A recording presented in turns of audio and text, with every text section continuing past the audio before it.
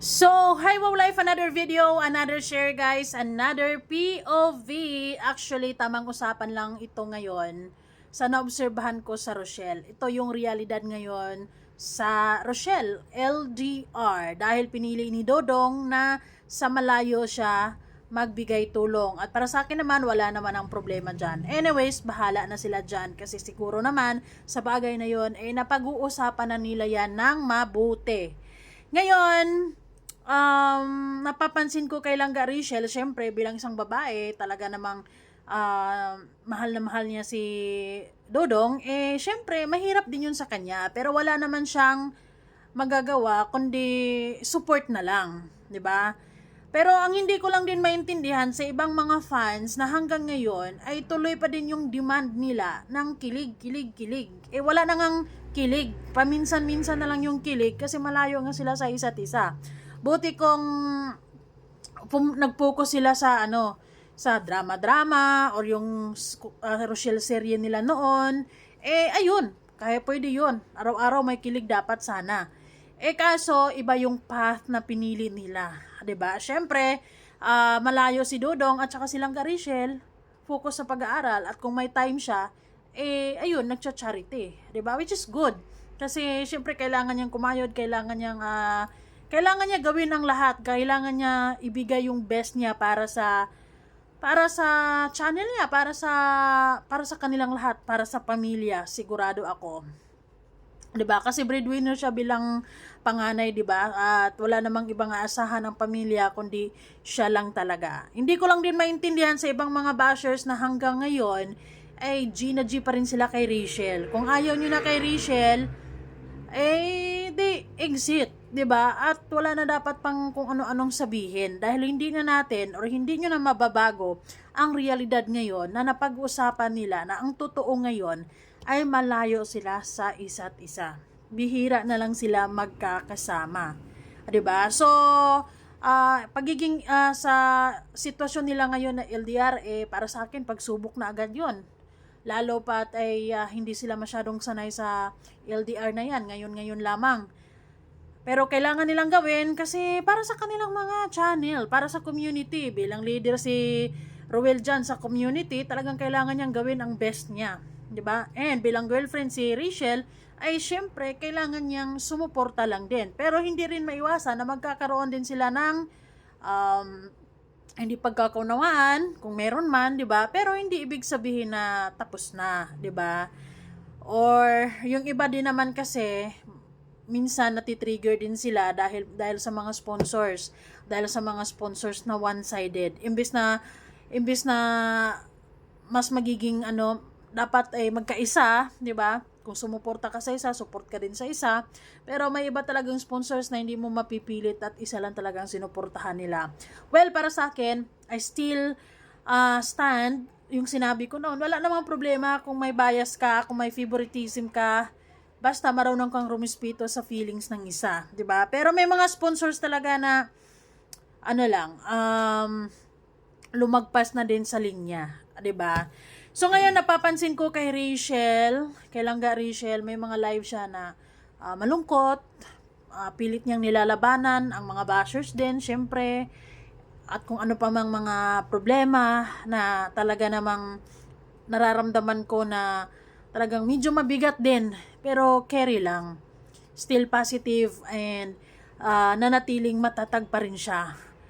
Well, she's blessed kasi meron naman siyang tita na sigurado ako supportive sa kanya 100%. May tito din naman siya, may papa, may mga kapatid na kung hindi na niya kayang sarilinin ng mga bagay-bagay ay kaya naman niya, pwede naman siyang mag-open up. Sigurado ako na itong mga to ay kakampi niya 100%, 'di ba? Pero sana sa mga fans or sa mga sumubaybay ng sa Rochelle hanggang ngayon, kailangan yung intindihin. Huwag na masyadong demanding. Kailangan yung intindihin na may kanya-kanya muna silang buhay ngayon. 'Di ba? May sarili-sarili muna silang kanya-kanya muna silang discarding ngayon kung paano nila paikutin yung channel nila, kung paano nila buhayin yung channel nila. Real talk 'yan. Si Dodong, ang decision niya, doon siya sa bukid. Siguro naisip niya doon siya mag grow, 'di ba? As a charity vlogger. Silang ka, syempre, hindi naman siya makalayo kasi hindi rin naman siya makakasama kay Dodong dahil nag-aaral siya, 'di ba? Sigurado ako, diyan lang muna siya sa diet at kung tutusin, marami din siguro pa siyang matutulungan diyan. At nag-aaral pa. So hindi talaga siya like 100% ma makapag charity. Pero sobrang salamat pa din kahit silent viewer ako sa paminsan-minsan, nakikita ko pa din yung suporta ng mga fans na talagang pagka nakikita nilang si Rachel malungkot or down na down, hindi sila nagsasawang i-encourage, hindi sila nagsasawang i-lift up si Rachel, hindi sila nagsasawang ipaalala na andito pa rin kami, sumusuporta no matter what. And para sa akin, malaking bahagya yon para kay Rachel na meron pa ding mga taong naniniwala sa kanya sa kabila ng medyo sinusubok din talaga. 'Di ba? Well, sino ba naman sa atin ang walang pagsubok? 'Di ba? Lahat naman na tayo sinusubok talaga. Pero ayun, wala tayong magagawa kundi kumapit lang talaga kay Lord at mag-pray sa Kanya na lahat ng ito ay makayanan at kakayanin talaga yan ni Rachel. Believe naman ako sa Kanya dahil alam ko naman na iiyak man yan, mapapagod man yan, minsan magmamahaoy man yan, pero hindi yan susuko. Yun yung isang bagay na hindi niya gagawin ang sumuko dahil alam niya ang responsibilidad niya sa pamilya, 'di ba? Syempre kung susuko siya, paano na, 'di ba? So, talagang kayang-kaya, kakayanin niya 'yan.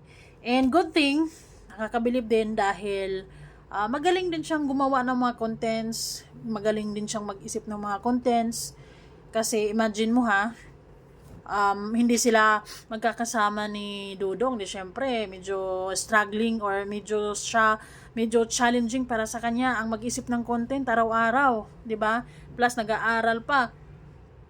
Grabe 'yon, sa totoo lang nakaka-dry, 'di ba? Alam mo 'yun, nakaka-drain ng utak talaga sa totoo lang yung pag-iisip ng content. Lalo na sa kanya, it's quite challenging kasi ayun na nga, tataas bababa naman yung views niya na papansin ko kasi depende sa vlog, 'di ba? Sabi ko nga as a charity vlogger or as a vlogger, kapag magaling ka lang gumawa ng contents, kapag malikot lang yung utak mo, kapag mahal mo yung ginagawa mo, kapag nasa puso talaga yung pagiging content creator mo, talagang kusang lalabas yung pagiging magaling mo dyan sa bagay na yan. At makikita ko naman yun kay Rachel. Malayo sa pagiging perfecto. Sino ba ang perfecto? Diba? Wala naman. Pero nakakabilib. Marami siyang mga positive na ugali na nakakabilib din. 'Di ba? Bilang ate, bilang isang anak, responsable, hindi matatawaran yung pagmamahal niya na ibinibigay niya sa mga kapatid niya, sa pamilya niya, 'di ba? Lalo na sa mga sana yung mga kapatid niya is tinutulungan din siya. Ayun, kahit yung mga simpleng gawain sa bahay, sila na yung gagawa para si Rachel ay tuloy-tuloy na sa pag-iisip ng kung anumang content, or tutulungan nila si ate nila na mag-isip ng content para tuloy-tuloy ang takbo ng channel. Pero guys, she's still blessed because libo-libo pa rin naman ang sumusuporta sa kanya. Marami pa rin nag-aabang. May mga umalis, may mga people will come and go dito naman sa Sokmed, 'di ba? Yun nga lang, you have to deal with bashers din kasi talagang yun yung realidad dito sa Sokmed. You can't please everyone. You can't please na mahalin ka, suportahan ka. Kaya magpapasalamat ka kung yung mga tao ay andyan at minahal ka at kung ano ka, tanggap ka. 'Di ba? Hindi mo kailangang i-beg yung suporta pero kusa nilang ibinibigay because mahal ka. At si Rachel, meron siyang ganong tao. Marami. 'Di ba? Kaya maraming salamat sa mga taong hindi nagsasawa at tuloy-tuloy ang suporta at nagmamahal kay Rachel sa Rochelle. Ganon. Kasi naniniwala ako na pampalakas ng loob yun para ipagpatuloy niya ang mga bagay-bagay. Salamat po.